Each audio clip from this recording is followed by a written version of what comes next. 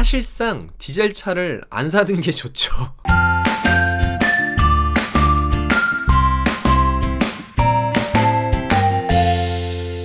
안녕하세요, 오토리뷰 리창입니다. 오늘은 제 영상 중에 그나마 조회수도 가장 높게 나오고 많은 분들이 열폭도 많이 하시고 응원도 많이 해주신 영상이 디젤 차량을 절대 사면 안 되는 이유에 대해서 설명드린 영상이 있었는데요. 반박도 되게 많았죠. 자기는 디젤 차를 10만 킬로 이상 타는데 고장난 적이 한 번도 없다, 이러신 분들도 있고, 디젤 차보다 가솔린 차량이 더 고장이 잘 난다, 이러신 분들도 있고. 그렇다면 도대체 디젤 차를 어떻게 관리해야 되냐, 이런 댓글이 가장 많았어요. 그래서 이번 영상은 디젤 차량을 관리하는 방법에 대해서 총 3가지로 간략하게 설명을 드릴게요. 물론 저는 디젤을 굳이 디젤을 구매해야 하나 싶은데, 그래도 이미 디젤 차를 사신 분들을 위해서 디젤 차를 어떻게 관리해야 되는지 그거에 대해서 말씀드려보도록 할게요. 네, 그러면 디젤 차를 관리하는 방법 첫 번째는요,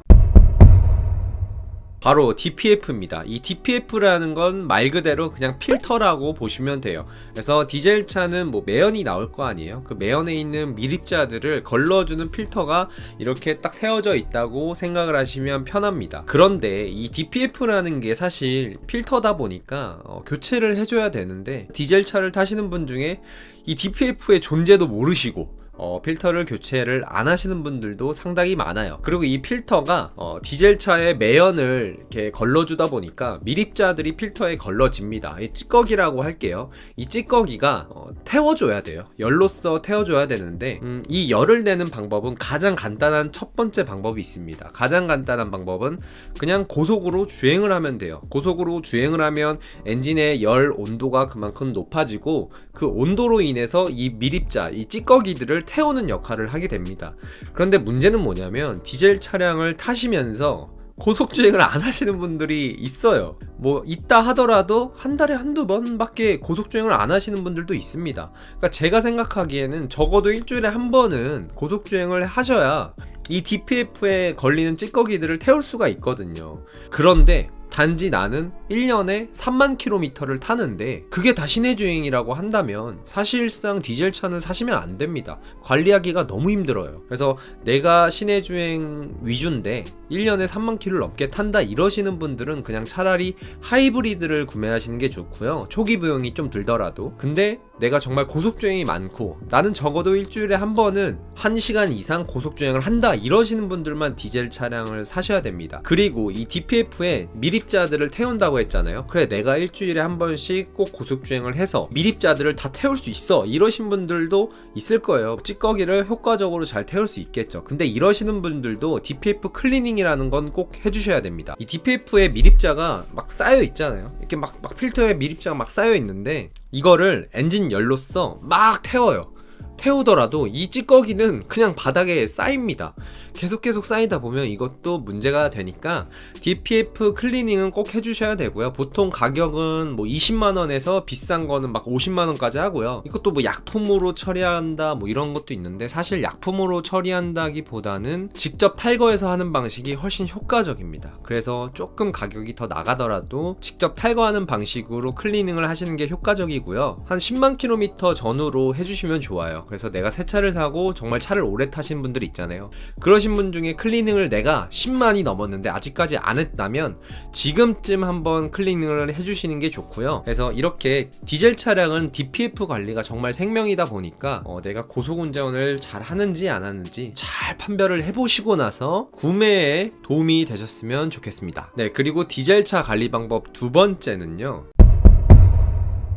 이게 사람이 참 이상한 게, 엔진 오일이랑 오일 필터는 잘 가는데 연료 필터를 그렇게 많이 안 가시는 것 같더라고요. 심지어 차를 사고 나서 한 번도 안 가시는 분들이 있습니다. 그런 분들이 있을 정도로 연료 필터를 되게 대수롭지 않게 생각을 하시는데, 이 디젤 차에서 연료 필터는 정말 핵심적인 역할을 해요. 연료통이 있고 그 다음 연료 필터를 거친 다음에 펌프로 넘어가서 인젝터로 가서 엔진이 이렇게 폭발을 해서 차가 가는 구조인데요. 이거를 라인이라고 치면 연료 라인이라고 합니다. 연료 라인에서 가장 중요한 건 제가 뽑았을 때는 연료 필터입니다. 왜냐면 이 연료 필터가 연료 라인을 가장 1차적으로 막아주는 디펜더 역할을 하게 돼요. 그래서 이 디펜더가 고장이 나게 되면 나중에는 연료 라인 전체를 교체해야 되는 그런 정말 그런 상황이 나오면 수입차는 1000만원 우습게 깨지거든요.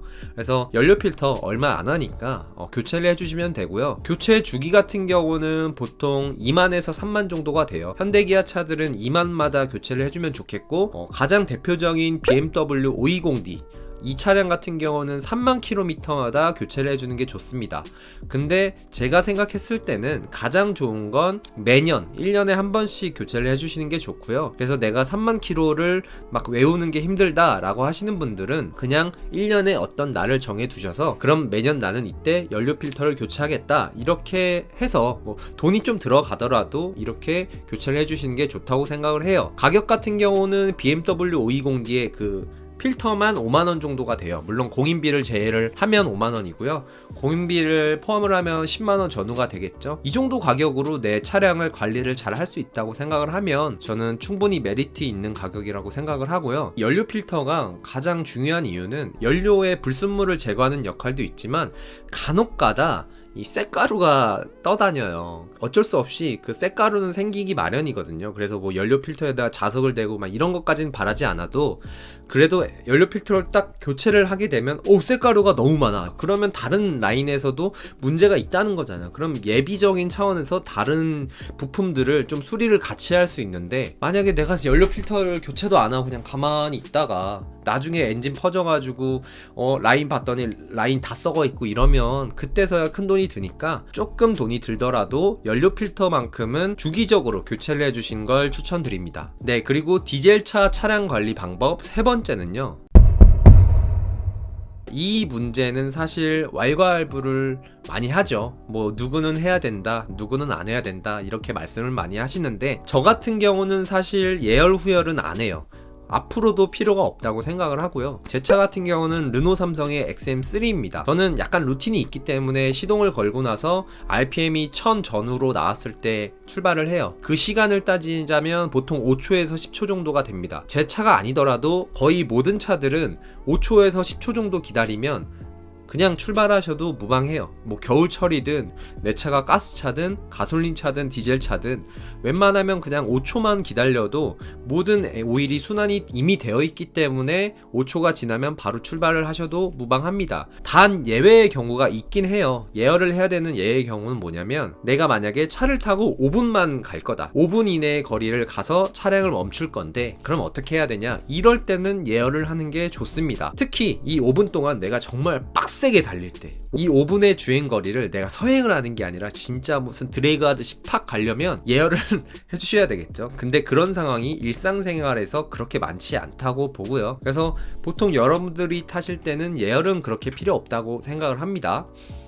그리고 후열 같은 경우는 뭐 터보 차량은 후열을 해야 된다 이런 소리가 있잖아요. 근데 또 이것도 요즘 시대에는 해당이 안 돼요. 왜냐면 터보 차량 같은 경우는 일반 내연기관 엔진보다 열이 더 많기 때문에 이 열을 식혀줄, 내가 시동을 끄더라도 이 열을 식혀줄 쿨링팬이 돌아가게 돼요. 차가 터보차인데 시동 껐더니 막 차 안에서 막 윙 막 팬이 돌아가는 소리가 들린다고 간혹가다 게시글로 이거 고장난 거 아닌가요? 이렇게 물어보시는데, 오히려 그렇게 쿨링팬이 돌아감으로 인해서 내가 후열을 안 해도 된다. 그러니까 내 차가 쿨링팬이 달려 있으면 후열을 안 하셔도 되고요. 쿨링팬이 안 달려 있더라 하더라도 사실상 후열은 그렇게 필요하지 않다고는 생각을 해요. 근데 물론 예외의 경우도 있겠죠. 예를 들어서 내가 고속도로에서 막 120, 150 막 이렇게 빠르게 달리다가 갑자기 휴게소에서 정차를 해야 될 때, 이때는 후열이 필요하죠. 당연히 뭐 1분에서 3분 내지로 후열이 필요하겠지만 뭐 그런 경우도 사실 많지 않다고 보고요. 휴게소 들어가기 전에 정속주행 10에서 100 정도 사이로 정속주행을 좀 하다 보면 그거 자체로도 후열이 되니까, 그렇게까지